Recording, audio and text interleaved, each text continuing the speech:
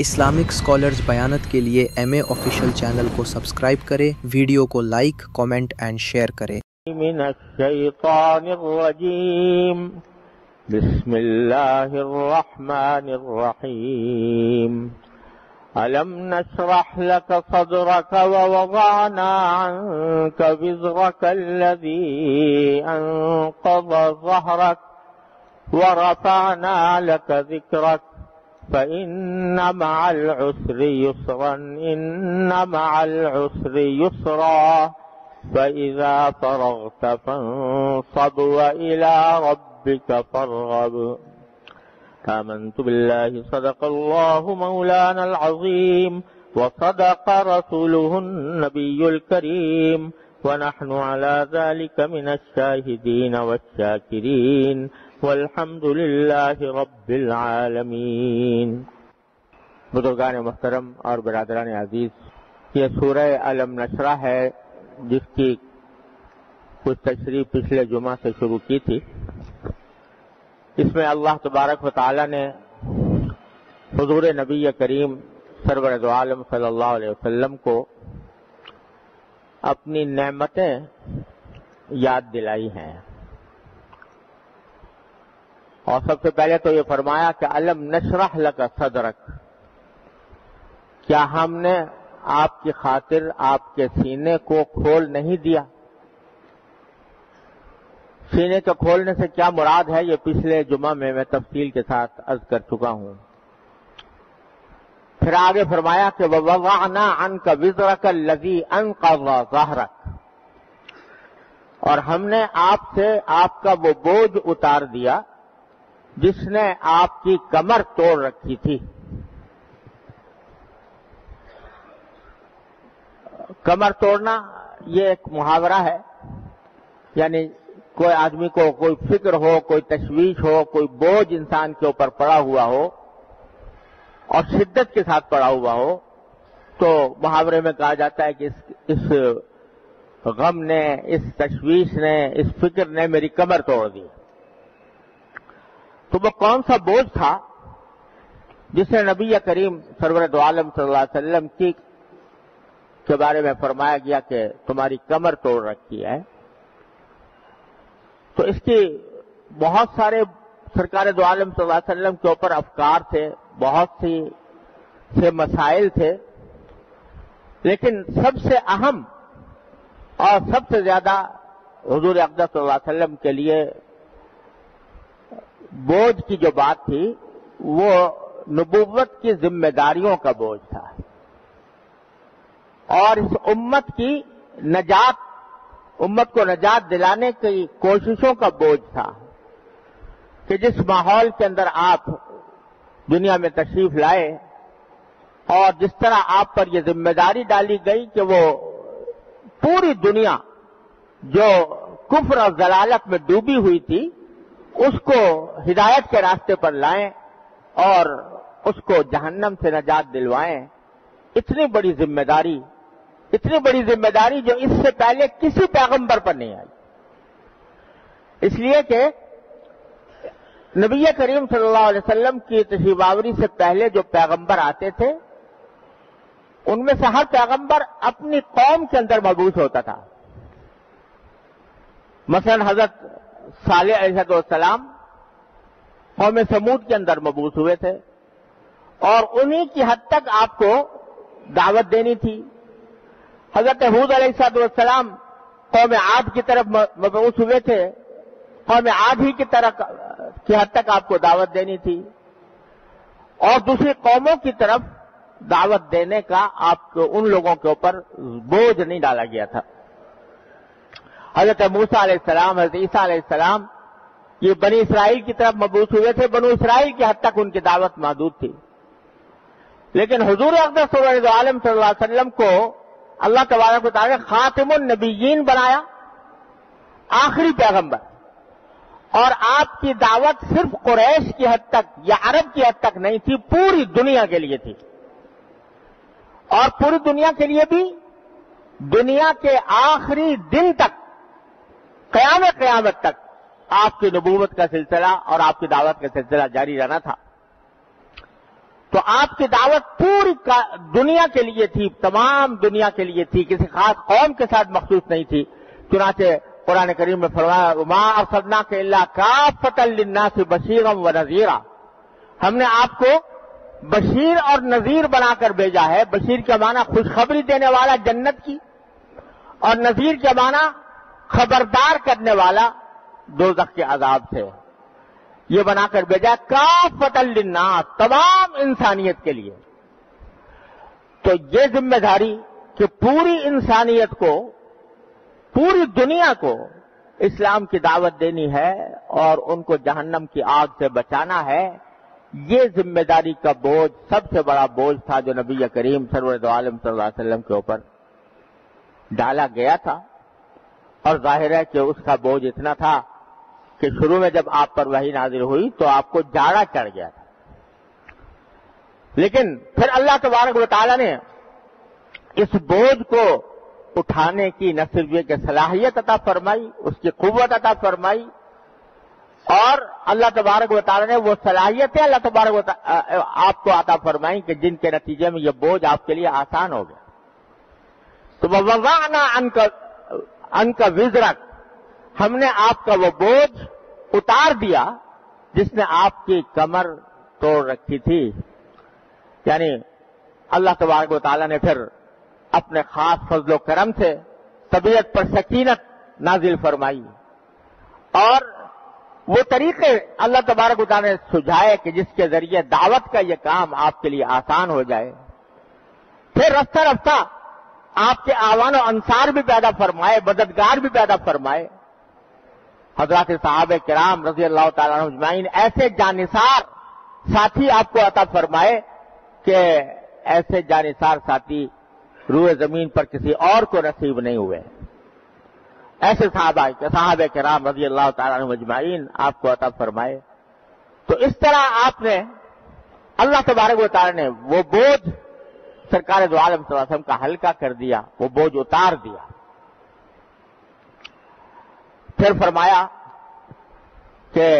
وَوَضَعْنَا عَنْكَ وِزْرَكَ الَّذِي أَنقَضَ ظَهْرَكَ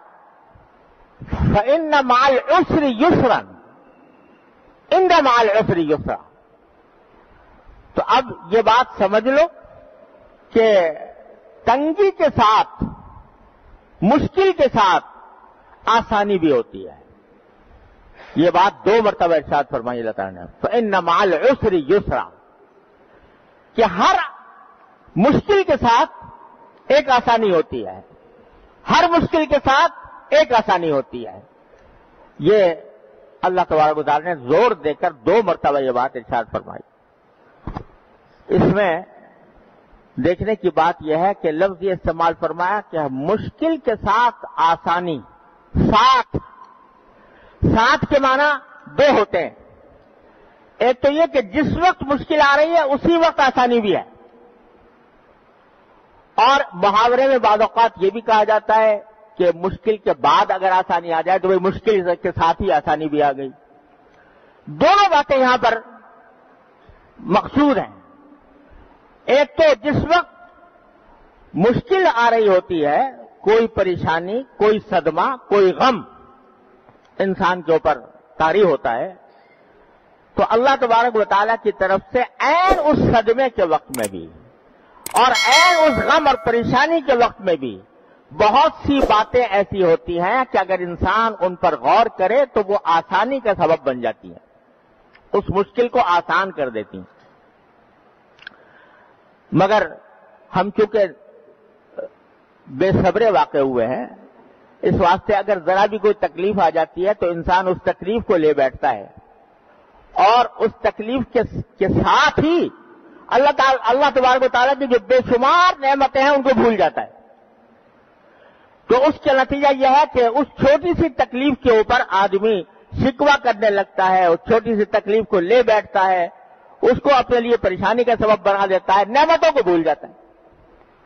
مثال اس کی یہ ہے، ایک ادنا سی مثال، کہ مثلا بیماری آئی، کوئی بیماری، اور اس بیماری کے اندر تکلیف ہے، کوئی درد ہے، کوئی پریشانی ہے،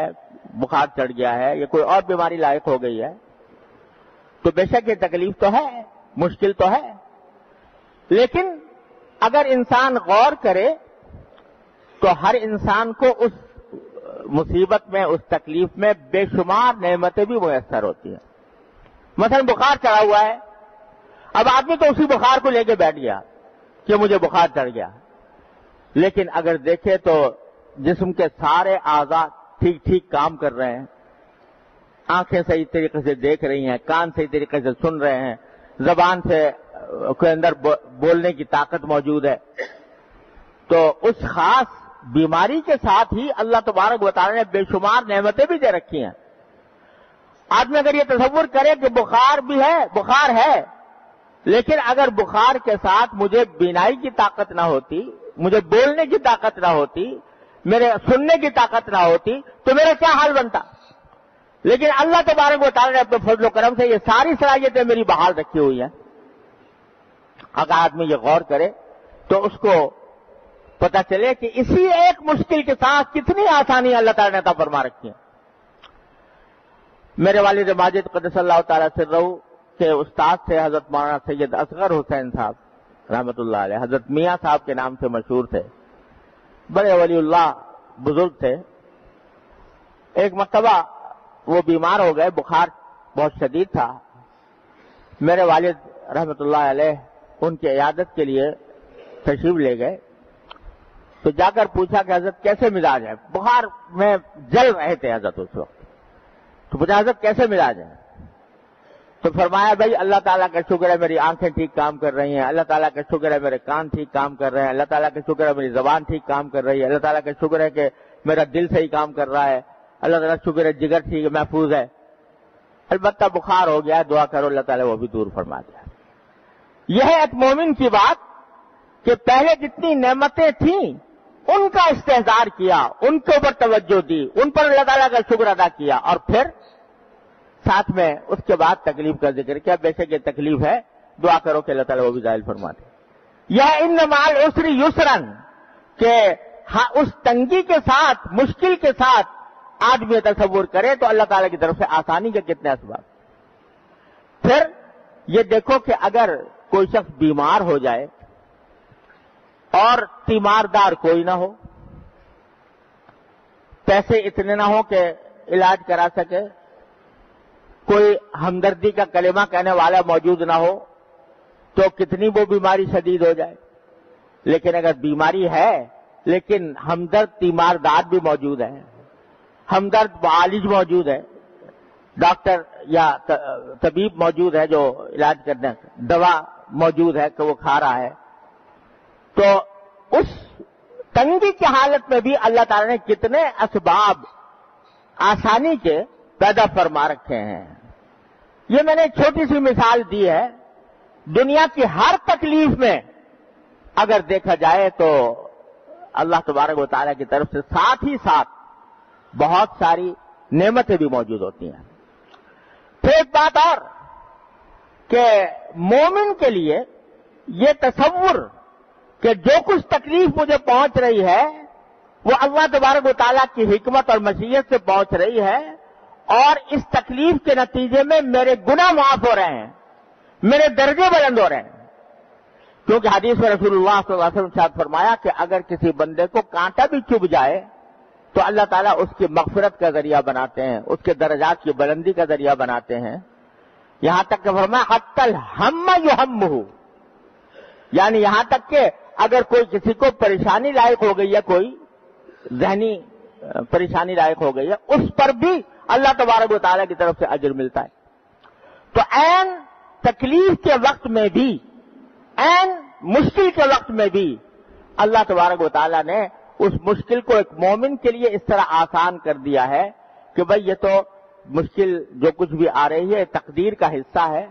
لیکن اللہ تبارک و تعالیٰ نے اس مشکل کے نتیجے میں مجھے گناہوں کی مغفرت عطا فرمائی ہے، میرے درجات بلند فرمائے ہیں، مجھے اجر و ثواب مل رہا ہے۔ یہ تصور اس مشکل اور پریشانی کو ہلکا کر دیتا ہے۔ تو ان مع العسر یسرا، ہر تنگی کے ساتھ ہی ساتھ، آگے پیچھے نہیں، ساتھ ہی ساتھ آسانی بھی ہے اور یہ آسانی میں نے عرض کیا دو طرح ہے کہ ایک تو بہت ساری نعمتیں جو موجود ہیں اس کا آدمی تصور کرے تو تکلیف کی شدت میں کمی کا احساس ہوتا ہے، اور دوسری طرف اس تکلیف پر اللہ تبارک و تعالیٰ کی طرف سے جو اجر و ثواب ہے، جو گناہوں کی مغفرت ہو رہی ہے، اس کا اگر تصور کرے تو ایک مومن کے لیے وہ تکلیف ہلکی ہو جاتی ہے، اور اس طرح عسر کے ساتھ یعنی مشکل کے ساتھ آسانی بھی ہوتی ہے۔ اور دوسری قسم آسانی کی وہ ہے جو مشکل کے بعد آتی ہے، مشکل کے بعد آتی ہے، یعنی یہ اللہ تبارک و تعالیٰ کی سنت ہے کہ اگر کسی شخص پر کوئی غم پڑے گا، کوئی تکلیف آئے گی، تو یہاں تکلیف کبھی دائمی نہیں ہوتی، غم دائمی نہیں ہوتا، نہ خوشی دائمی ہے نہ غم دائمی ہے۔ ہر تکلیف کے بعد پھر کوئی نہ کوئی راحت اور کوئی نہ کوئی آسانی میسر آ جاتی ہے، کبھی اس کے آنا جلدی آ جاتی ہے، کبھی آنے میں کچھ وقت لگتا ہے، لیکن آتی ضرور ہے۔ بیماری آتی ہے تو پھر صحت بھی آ جاتی ہے، الا یہ کہ انسان کا وقت ہی ختم ہو گیا ہو تو دنیا ہی سے رخصت ہو جاتا ہے، لیکن اگر زندگی ہے تو بیماری کے بعد صحت بھی آتی ہے۔ اگر کوئی تنگی ہے، روزگار میں تنگی ہے، کچھ عرصے رہے گی، پھر اللہ تبارک و تعالیٰ اس کو کشادگی سے تبدیل فرما دیں گے۔ کوئی اور صدمہ پیش آیا ہے، وہ صدمہ کچھ دن رہے گا، اس کے بعد انسان بھول ہی جائے گا اور اس کو وہ تنگی اور آسانی پھر پیدا ہو جائے گی۔ تو ان مع العسر یسرا، آدمی کو یہ سمجھنا چاہیے کہ جب کبھی کوئی تکلیف آ رہی ہے تو یہ تکلیف دائمی نہیں ہوگی۔ ہاں دائمی تکلیف تو اللہ بچائے آخرت میں ہے، اگر اللہ تعالیٰ کا کوئی بندہ نافرمان ہے یا کافر ہے تو پھر وہ جو تکلیف ہے وہ کبھی ختم ہونے والی نہیں ہے۔ دنیا کی جو تکلیف ہے وہ کسی نہ کسی دن ختم ہوگی اور اس کے بدلے میں یسر اور آسانی حاصل ہوگی۔ تو نبی کریم سرور دو عالم صلی اللہ علیہ وسلم کو یہ واقعات یاد دلا کر کہ ہم نے آپ کا سینہ کھولا، آپ کے اوپر جو بوجھ پڑا ہوا تھا وہ ہم نے ہلکا کر دیا، اور بیچ میں بھول گیا ورفعنا لک ذکرک کہ ہم نے آپ کے تذکرے کو بلند مقام عطا فرمایا۔ یہ ساری کی ساری باتیں جو ہیں یہ اس بات کی دلیل ہے کہ تنگی کے ساتھ آسانی ہوتی ہے۔ یہ جو فرمایا کہ ورفعنا لک ذکرک، ہم نے آپ کے ذکر کو بلند مقام عطا فرمایا۔ کیا بلند مقام عطا فرمایا؟ ایک روایت میں آتا ہے کہ نبی کریم صلی اللہ علیہ وسلم نے حضرت جبریل امین علیہ السلام سے پوچھا کہ یہ جو اللہ تعالیٰ نے فرمایا کہ تمہارے تذکرے کو ہم نے بلند مقام عطا فرمایا ہے، اس کا کیا مطلب ہے؟ تو حضرت جبریل امین علیہ السلام نے جواب میں فرمایا کہ اللہ تعالیٰ نے آپ کے ذکر کو اپنے ذکر کے ساتھ ملا دیا ہے۔ جہاں لا الہ الا اللہ کہا جاتا ہے وہاں محمد الرسول اللہ بھی کہا جاتا ہے۔ جہاں اشہد ان لا الہ الا اللہ کی صدا اذان میں بلند کی جاتی ہے وہاں اشہد ان محمد رسول اللہ کی بھی بلند کی جاتی ہے۔ جہاں اطیع اللہ کہا جاتا ہے کہ اللہ کی اطاعت کرو، وہاں اطیع الرسول بھی کہا جاتا ہے کہ رسول اللہ صلی اللہ علیہ وسلم کی اطاعت کرو۔ اور یہ نظارہ اس کائنات میں کسی اور شخص کو نصیب نہیں ہوا ہوگا کہ یہ پوری دنیا جو ہے نا، دنیا کا جو پورا کائنات، دنیا کی جو کرہ ہے، کوئی لمحہ ایسا نہیں ہے کہ جہاں دنیا کے کسی نہ کسی حصے میں سرکار دو عالم صلی اللہ علیہ وسلم کا نام نامی نہ لیا جا رہا ہو، کیونکہ ہر وقت کوئی دنیا میں کہیں نہ کہیں کوئی نہ کوئی نماز کا وقت شروع ہو رہا ہوتا ہے، اور اس نماز کے وقت میں اذان کی صدائیں بلند ہو رہی ہوتی ہیں اور اشہد ان محمد رسول اللہ کہا جا رہا ہوتا ہے۔ یہ شرف اس کائنات میں سوائے نبی کریم سرور دو عالم صلی اللہ علیہ وسلم کے کسی کو نصیب نہیں ہوا کہ آپ کا نام نامی ہر لمحے اس کائنات میں لیا جا رہا ہے۔ اور سچی بات تو یہ ہے کہ اسی نام نامی کی برکت سے یہ دنیا قائم ہے۔ جس دن یہ نام نامی اللہ بچائے اس کا لینے والا کوئی نہیں رہے گا، قیامت آ جائے گی۔ تو اللہ تبارک و تعالیٰ نے یہ شرف صرف نبی کریم صلی اللہ علیہ وسلم کو عطا فرمایا، اور اقبال نے اسی کو کہا ہے کہ دست میں موج کی آغوش میں طوفان میں ہے، چین کے شہر مراکش کے بیابان میں ہے، اور اللہ تبارک و تعالیٰ نے جو آپ کو مرتبہ عطا فرمایا تو فرمایا کہ آسمان کی نگاہیں یہ نظارہ ابد تک دیکھیں گی، قیامت تک۔ رفعت شان رفعنا لک ذکرک دیکھیں، اللہ تبارک و تعالیٰ نے جو بلند مقام عطا فرمایا اس کا نظارہ ساری کائنات میں کرایا جا رہا ہے۔ تو یہ انعام اللہ تبارک و تعالیٰ نے عطا فرمایا کہ دیکھو ایک طرف آپ کے اوپر وہ بوجھ تھا جس نے آپ کی کمر توڑ رکھی تھی، لیکن پھر اللہ تبارک و تعالیٰ نے یہ آسانی عطا فرمائی کہ آپ کے کام بھی آسان کر دیے اور آپ کے تذکرے کو وہ مقام بخشا جو کائنات میں کسی کو بھی نصیب نہیں ہوا۔ فإن مع العسر یسرا، اور پھر دوبارہ کہا ان مع العسر یسرا، کہ ایک مرتبہ نہیں 2 مرتبہ کہا کہ تنگی کے بعد آسانی آتی ہے۔ اور اس میں عربی زبان کا ایک قاعدہ ہے جس کے مطلب یہ نکلتا ہے کہ ایک ہی چیز اگر 2 مرتبہ ذکر کی جا رہی ہے تو ایک چیز الف لام کے ذریعے ذکر کی جاتی ہے، ایک بغیر الف لام کے،